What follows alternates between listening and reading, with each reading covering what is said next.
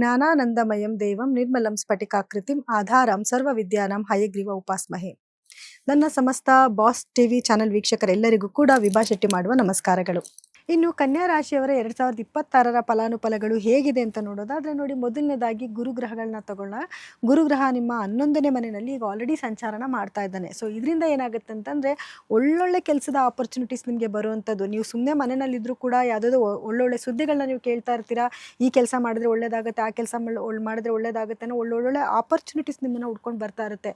ಆದರೆ ನೀವು ಅದನ್ನು ಕೆಲಸನ ಮಾಡಿ ನೀವು ಅದನ್ನು ಉಪಯೋಗ ಮಾಡ್ಕೊಬೇಕಾಗಿ ಬರುತ್ತೆ. ಬಂದಿರೋ ಅವಕಾಶಗಳನ್ನ ನೀವು ಉಪಯೋಗ ಮಾಡ್ಕೊಬೇಕಾಗುತ್ತೆ. ಯಾಕೆ ಹೇಳ್ತಿದ್ದೀನಿ ಅಂತಂದರೆ, ಶನಿಯ ಒಂದು ನೇರ ದೃಷ್ಟಿ ನಿಮ್ಮ ಮೇಲೆ ಬೀಳ್ತಾ ಇರೋದ್ರಿಂದ ಸ್ವಲ್ಪ ಲೇಸಿನೆಸ್ ಜಾಸ್ತಿ ಆಗಿರುತ್ತೆ. ಅಂದರೆ ಏನೇ ಕೆಲಸ ಮಾಡೋಕ್ಕೋದ್ರೂ ಕೂಡ ಅಯ್ಯೋ ನಿಧಾನಕ್ಕೆ ಹೋಗೋಣ, ಅಯ್ಯೋ ನಾಳೆ ಮಾಡೋಣ, ನಾಡಿದ್ದು ಮಾಡೋಣ ಅನ್ನೋಂಥ ಮನಸ್ಥಿತಿ ನಿಮ್ದು ಆಗ್ಬಿಟ್ಟಿರುತ್ತೆ. ಜೊತೆಗೆ ಆರೋಗ್ಯದಲ್ಲೂ ಕೂಡ ಕೆಲವು ಸಮಸ್ಯೆ ಇರೋದ್ರಿಂದ ಅದು ಕೂಡ ನಿಮಗೆ ಸಪೋರ್ಟ್ ಮಾಡ್ತಾ ಇರಲ್ಲ. ಸೊ ಹಾಗಾಗಿ ಸ್ವಲ್ಪ ನಿಮ್ಮ ಆರೋಗ್ಯದ ಕಡೆನೂ ಗಮನ ಕೊಟ್ಕೊಂಡ್ರೆ ಖಂಡಿತವಾಗ್ಲೂ ಬರೋ ಎಲ್ಲ ಆಪರ್ಚುನಿಟೀಸ್ನೂ ಕೂಡ ನೀವು ತೊಗೋಬೋದು. ಸೊ ಇನ್ನು ಕನ್ಯಾ ರಾಶಿಯವರಿಗೆ ಗುರುಬಲನೂ ಕೂಡ ಬಂದಿರೋದ್ರಿಂದ, ನಿಮ್ಮ 11ರಲ್ಲಿ ಏನು ಗುರುವಿನ ಸಂಚಾರ ಇರೋದ್ರಿಂದ ನಿಮಗೆ ಗುರುಬಲ ಕೂಡ ಬಂದಿದೆ. ಸೊ ಹಾಗಾಗಿ 10 ಮತ್ತು 11ಕ್ಕೆ ಗುರು ಬರ್ತಾನೆ. ಉದ್ಯೋಗದಲ್ಲಿ ಅಂದರೆ ನಿಮ್ಮ ವ್ಯಾಪಾರದಲ್ಲಿ ಅಭಿವೃದ್ಧಿ ಕೊಡುವಂಥದ್ದು, ಹೊಸ ಹೊಸ ಮಾರ್ಗಗಳನ್ನ ಕೂಡ ತೊಗೊಂಬಂದು ಓಪನ್ ಮಾಡಿಕೊಡ್ತಾನೆ. ಹಾಗೆ 11ನೇ ಮನೆಗೆ ಗುರುಗ್ರಹ ಬಂದಾಗ ನಿಮಗೆ ಗುರುಬಲ ಬರುತ್ತೆ. ಸೊ ಅಂಥ ಟೈಮಲ್ಲಿ ಮದುವೆ ಆಪರ್ಚುನಿಟೀಸ್ ಏನಾದರೂ ಬಂದರೆ ಅದನ್ನು ನೀವು ಸ್ವೀಕರಿಸ್ಕೊಬೋದು. ಮತ್ತು ಕಂಕಣ ಬಲ ಬರೋಂಥ ಒಂದು ಸಮಯ ಕೂಡ ಅದಾಗಿರುತ್ತೆ. ಗಂಡು ಹೆಣ್ಣು ಹುಡುಕಾಟದಲ್ಲಿರೋರಿಗೆ ಅದೊಂದು ಒಳ್ಳೆ ಟೈಮ್ ಅಂತಲೇ ಹೇಳ್ಬೋದು. ವಿದ್ಯಾರ್ಥಿಗಳಿಗೂ ಕೂಡ ಬಹಳ ಮುಖ್ಯವಾದ ಒಂದು ಸನ್ನಿವೇಶ ಕ್ರಿಯೇಟ್ ಆಗುತ್ತೆ. ಅಂದರೆ ಈ ಒಂದು ಗುರುವಿನ ಒಂದು ಸಂಚಾರದಿಂದ ಏನಾಗುತ್ತೆ, ಏನಾದರೂ ಕಾಂಪಿಟೇಟಿವ್ ಎಕ್ಸಾಮ್ ಬರೀತಿದ್ರೆ ಅಥವಾ ಮಾಮೂಲಿ ಓದ್ತಿರೋ ಮಕ್ಳಿಗೂ ಕೂಡ ಎಜುಕೇಷನಲ್ಲಿ ಒಂಚೂರು ಮುಂದೆ ಇರ್ತಾರೆ.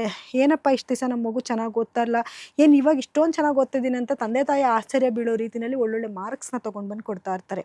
ಇನ್ನು ಗುರು 12ನೇ ಮನೆಗೆ ಸಂಚಾರ ಮಾಡಿದಾಗ ಸ್ವಲ್ಪ ಹಿನ್ನಡೆ ಆಗುತ್ತೆ ಕೆಲಸದಲ್ಲಿ. ಅಥವಾ ಯಾರಾದರೂ ಹೊರದೇಶದಲ್ಲಿ ನೀವೇನಾದರೂ ಕೆಲಸ ಮಾಡ್ತಾ ಇದ್ದೀರಾ ಅಥವಾ ಹೊರದೇಶಕ್ಕೆ ಹೋಗಿ ಬರೋಂಥ ಏನಾದರೂ ವಿದೇಶ ಪ್ರಯಾಣ ಮಾಡ್ತೀರಂದ್ರೆ ಅದೆಲ್ಲದಕ್ಕೂ ಕೂಡ ಗುರು ಖಂಡಿತವಾಗ್ಲೂ ಸಪೋರ್ಟ್ ಮಾಡ್ತಾನೆ.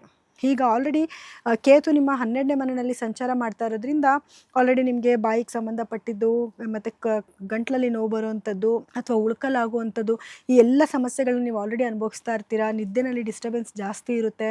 ಸೊ ಇದರಿಂದ ಸ್ವಲ್ಪ ಸ್ಟ್ರೆಸ್ ಫೀಲ್ ಆಗುವಂಥ ಒಂದು ಸನ್ನಿವೇಶ ಕೂಡ ಕ್ರಿಯೇಟ್ ಆಗುತ್ತೆ. ರಾಹು ಏನು ಕೇತುವಿನ ಒಂದು ಸಂಚಾರದ ನಂತರ ಸ್ವಲ್ಪ ಈ ಒಂದು ಸಮಸ್ಯೆಗಳಿಂದ ನೀವು ಈಚೆ ಕಡೆಗೆ ಬರ್ಬೋದು. ಇನ್ನು ರಾಹುವಿನ ಒಂದು ಸಂಚಾರ ಅಂತ ನೋಡೋಕೆ ಹೋದಾಗ, ರಾಹು ನಿಮ್ಮ 6ನೇ ಮನೆಯಲ್ಲಿ ಸಂಚಾರ ಮಾಡ್ತಾ ಇರೋದ್ರಿಂದ ಇದೊಂಥರ ಒಂದು ಚಾಲೆಂಜಿಂಗ್ ಡೇ ಅಂತಲೇ ಹೇಳ್ಬೋದು. ಯಾಕೆ ಅಂತಂದರೆ ನೋಡಿ, 6ನೇ ಮನೆ ಅಂತಂದರೆ ನಾವು ರೋಗ ಋಣ ಶತ್ರು ಎಲ್ಲನೂ ಕೂಡ ಹೇಳ್ತೀವಿ. ಹಾಗೆ ಉದ್ಯೋಗಕ್ಕೂ ಕೂಡ ರಾಹುನ ನಾವು ಹೋಲಿಸ್ತೀವಿ. ಯಾರೆಲ್ಲ ಹೊರದೇಶದ ಕಂಪನಿಗಳಿಗೆ ವರ್ಕ್ ಮಾಡ್ತಾ ಇದ್ದೀರಾ ಅಥವಾ ಹೊರದೇಶಕ್ಕೆ ಹೋಗಿ ಸೆಟ್ಲ್ ಆಗಿರ್ತೀರಾ ಅವರೆಲ್ಲರಿಗೂ ಕೂಡ ಒಂದು ಒಳ್ಳೆ ಸಮಯ ಇದಾಗಿರುತ್ತೆ. ಯಾಕೆ ಅಂತಂದರೆ ನೋಡಿ, ನಿಮಗೆ ಕೆಲಸದಲ್ಲಿ ಏನೋ ಬಡ್ತಿ ಸಿಗುವಂಥದ್ದು ಅಂತಂದರೆ ನಿಮಗೆ ಸ್ವಲ್ಪ ಅದರಲ್ಲಿ ಜಾಸ್ತಿ ಒಂದು ಅನುಭವ ಜಾಸ್ತಿ ಆಗುವಂಥದ್ದು ಅಥವಾ ನಿಮ್ಮ ಎಕ್ಸ್ಪೀರಿಯನ್ಸ್ಗೆ ತಕ್ಕನಾಗಿ ನಿಮಗೆ ಬೆಲೆ ಸಿಗುವಂಥದ್ದು, ನಿಮ್ಮ ಮೇಲಧಿಕಾರಿಗಳಿಂದ ನಿಮಗೆ ಒಂದು ಪ್ರಶಂಸೆ ಸಿಗುವಂಥದ್ದು, ನೀವು ಮಾಡ್ತಿರೋಂಥ ಕೆಲಸ ಗುರುತಿಸ್ಕೊಳ್ಳೋಂಥ ಒಂದು ಸಮಯ ಕೂಡ ಆಗಿರುತ್ತೆ. ಸೊ ಇನ್ನು ಮತ್ತು ನಿಮಗೆ ಹೊರದೇಶಕ್ಕೆ ಹೋಗೋದಕ್ಕೆ ಅವಕಾಶಗಳು ಕೂಡ ಹುಡ್ಕೊಂಡು ಬರುತ್ತೆ. ಹಾಗೆ ಯಾರಿಗೆಲ್ಲ ಕೋರ್ಟಲ್ಲಿ ಕೇಸ್ಗಳಿದ್ದಾವೆ ಅಂಥವ್ರೆಲ್ಲರಿಗೂ ಕೂಡ ಯಶಸ್ಸು ಸಿಗುವಂಥ ಒಂದು ಸಮಯ ಆಗಿರುತ್ತೆ. ರಾಹುವಿನ ಒಂದು ಪ್ರಭಾವದಿಂದ ಖಂಡಿತವಾಗ್ಲೂ ಕೇಸಲ್ಲಿ ನಿಮ್ಮ ಕಡೆನೇ ಒಂದು ವಾದ ಆಗುವಂಥದ್ದು, ನಿಮಗೆ ಗೆಲುವು ಸಿಗುವಂಥ ಸಾಧ್ಯತೆಗಳು ಕೂಡ ಜಾಸ್ತಿ ಇರುತ್ತೆ. ಹಾಗೆ ಶತ್ರುಗಳ ಕಾಟನೂ ಜಾಸ್ತಿ ಇರುತ್ತೆ. ಎಷ್ಟೇ ಶತ್ರುಗಳಿದ್ರೂ ಕೂಡ ಆ ಶತ್ರುಗಳು ನಿಮ್ಮ ಮುಂದೆ ಖಂಡಿತವಾಗ್ಲೂ ಸೋಲನ್ನು ಒಪ್ತಾರೆ. ಯಾಕಂದರೆ ರಾಹುವಿನ ಒಂದು ಸ್ಥಾನಮಾನ ಆಗಿದೆ. ಇನ್ನು ಆರೋಗ್ಯದ ವಿಷಯಕ್ಕೆ ಅಂತ ಬಂದಾಗ ಖಂಡಿತವಾಗ್ಲೂ ರಾಹು ಆರೋಗ್ಯನ ಹಾಳು ಮಾಡ್ತಾನೆ.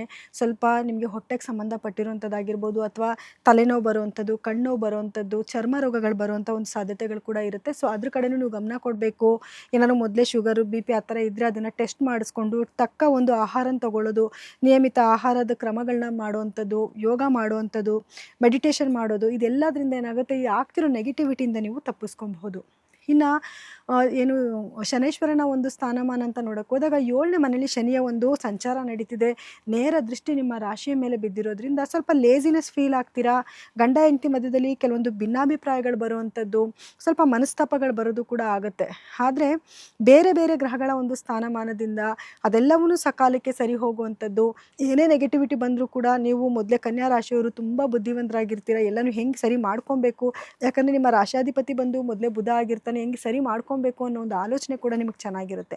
ಸೊ ಅದರಿಂದ ನೀವು ಬರುವಂಥ ಎಲ್ಲ ಕಷ್ಟಗಳನ್ನು ಕೂಡ ನೀವು ಪಾರು ಮಾಡ್ಕೊಳ್ಳೋಂಥ ಶಕ್ತಿ ನಿಮಗಿರುತ್ತೆ. ಇನ್ನು ಬೇರೆ ಗ್ರಹಗಳ ಒಂದು ಸ್ಥಾನಮಾನದಿಂದ ಖಂಡಿತವಾಗ್ಲೂ ಬದಲಾವಣೆಗಳು ಆಗ್ತಾ ಹೋಗ್ತಾ ಇರುತ್ತೆ. ಪ್ರಮುಖವಾದ ಬದಲಾವಣೆಗಳು ಅಂತಂದರೆ ಈಗ ಆರೋಗ್ಯದ ವಿಷಯದಲ್ಲಾಗಿರ್ಬೋದು, ವ್ಯಾಪಾರದಲ್ಲಾಗಿರ್ಬೋದು, ಉದ್ಯೋಗದಲ್ಲಾಗಿರ್ಬೋದು, ಎಲ್ಲ ರೀತಿಯಿಂದಲೂ ನಿಮಗೆ ತುಂಬ ಚೆನ್ನಾಗೇ ಇದೆ ಈ ವರ್ಷದಲ್ಲಿ. ಇನ್ನು ಪರಿಹಾರವಾಗಿ ಏನು ಮಾಡ್ಕೊಬೇಕು ಅಂತ ನೋಡಿದ್ರೆ ನೋಡಿ, ಮೊದಲನೇದಾಗಿ ನಿಮ್ಮ ರಾಶಾಧಿಪತಿ ಆಗಿರುವಂತಹ ಬುಧ ಗ್ರಹದ ಒಂದು ಅನುಗ್ರಹಕ್ಕೋಸ್ಕರ ಪ್ರತಿದಿನ ನೀವು ವಿಷ್ಣು ಸಹಸ್ರನಾಮನ ಕೇಳಬೇಕಾಗತ್ತೆ ಅಥವಾ ಹೇಳ್ಕೊಬೇಕಾಗತ್ತೆ. ಹಾಗೆ ಕೇತುವಿನ ಒಂದು ಅನುಗ್ರಹಕ್ಕೋಸ್ಕರ ಗಣಪತಿಯ ಧ್ಯಾನ ಮಾಡ್ಕೊಳ್ಳಿ, ಗಣಪತಿಯ ದೇವಸ್ಥಾನಕ್ಕೆ ಹೋಗಿ ಬನ್ನಿ. ಹಾಗೆ ಬೀದಿ ನಾಯಿಗಳಿಗೆ ಸ್ವಲ್ಪ ಆಹಾರನ ಅರ್ಪಿಸಿ.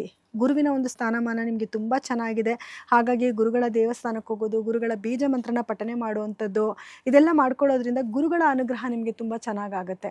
ಇನ್ನು ಏನು ರಾಹುವಿನ ಒಂದು ಅನುಗ್ರಹಕ್ಕೋಸ್ಕರ ದುರ್ಗಾದೇವಿಯ ಆರಾಧನೆ ಮಾಡ್ಕೊಳ್ಳಿ, ರಾಹುವಿನ ಬೀಜ ಮಂತ್ರನ ಪಠನೆ ಮಾಡ್ಕೊಳ್ಳಿ, ಲಲಿತ ಸಹಸ್ರನಾಮನ ಕೇಳಿ. ಇನ್ನು ಶನಿಯ ಒಂದು ಅನುಗ್ರಹಕ್ಕೋಸ್ಕರ ಒಂದು ಸತಿ ಶನೀಶ್ವರನ ದೇವಸ್ಥಾನಕ್ಕೆ ಹೋಗಿ ಅಭಿಷೇಕನ ಮಾಡಿಸ್ಕೊಂಡು ಬನ್ನಿ. ಹಾಗೆ ನಿಮ್ಮ ಕೈಲಿ ಸಾಧ್ಯ ಆದಷ್ಟು ಬಡವರಿಗೆ ಸ್ವಲ್ಪ ದಾನ ಧರ್ಮ ಮಾಡಿ. ನಿಮ್ಮ ಕೈ ಕೆಳಗಡೆ ಯಾರಾದ್ರು ಕೆಲಸ ಮಾಡ್ತಾ ಇದ್ದರೆ ಅವ್ರನ್ನ ಪ್ರೀತಿ ವಿಶ್ವಾಸದಿಂದ ಸ್ವಲ್ಪ ನೋಡ್ಕೊಳ್ಳಿ. ನೀವು ಮಾಡ್ತಿರೋ ಕೆಲಸದಲ್ಲಿ ಸ್ವಲ್ಪ ನಿಯತ್ತಿಂದ ಕೆಲಸ ಮಾಡಿ. ಖಂಡಿತವಾಗ್ಲೂ ಶನೀಶ್ವರನ ಒಂದು ಅನುಗ್ರಹ ನಿಮಗೆ ಖಂಡಿತವಾಗ್ಲೂ ಇರುತ್ತೆ. ಲೇಟೆಸ್ಟ್ ಹಾಗೂ ಇಂಟ್ರೆಸ್ಟಿಂಗ್ ಸುದ್ದಿಗಳಿಗಾಗಿ ಬಾಸ್ ಟಿವಿ ಕನ್ನಡ ಚಾನೆಲ್ನ ಸಬ್ಸ್ಕ್ರೈಬ್ ಮಾಡಿ. ಹಾಗೆಯೇ ಬೆಲ್ ಐಕಾನ್ ಪ್ರೆಸ್ ಮಾಡಿ. ಇದರ ಜೊತೆಗೆ ಫೇಸ್ಬುಕ್, ಇನ್ಸ್ಟಾಗ್ರಾಮ್, ಎಕ್ಸ್ನಲ್ಲೂ ಮಿಸ್ ಮಾಡದೆ ಫಾಲೋ ಮಾಡಿ.